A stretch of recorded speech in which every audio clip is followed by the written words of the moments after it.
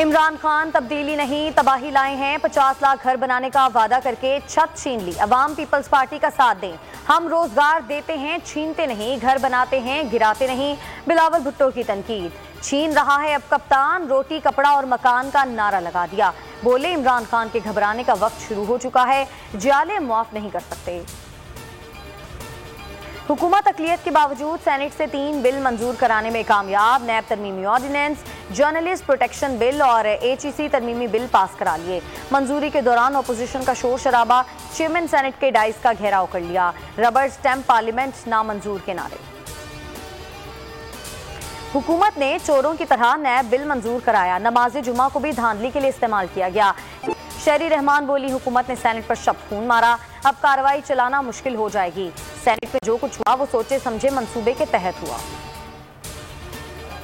Opposition parliament के अंदर और बाहर हुकूमत की फसायत और आइन दुश्मनी को चैलेंज करेगी। नून लीग पार्लिमानी बोर्ड के इजलास में फैसला। शहबाज शरीफ कहते हैं कि हुकूमती कानून साजी को आईनी और कानूनी नहीं मानता। फरमाने इमरान नियाजी मुस्तरद करते हैं। पाकिस्तान में इमरान नियाजी की बादशाहत कायम नहीं होने देंगे। स्टेट बैंक ने अगले 2 माह के लिए मॉनेटरी पॉलिसी का ऐलान कर दिया। शरह सूद में 1.5 बेसिस पॉइंट्स का इजाफा। शरह सूद 8.75% हो गई। स्टेट बैंक का कहना है कि फैसले के पीछे मकामी और बैरूनी वजूहात कारफरमा हैं। आलमी मुआशी मसाइल की बिना पर अदायगियों का तवाजुन खराब हुआ और महंगाई बढ़ी।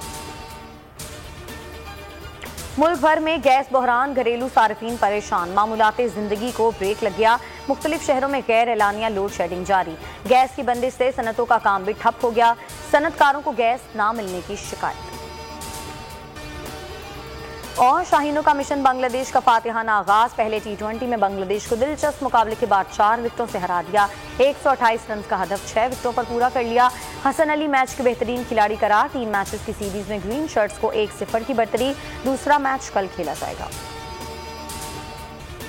हेडलाइंस आप जान चुके। मजीद बाखबर रहने के लिए विजिट कीजिए हमारी वेबसाइट bolnews.com। अब आप देख सकेंगे प्रोग्राम ऐसे नहीं चलेगा। देखते रहिए बोल न्यूज। सब्सक्राइब करें और बेल दबाएं ताकि कोई खबर रह न जाए।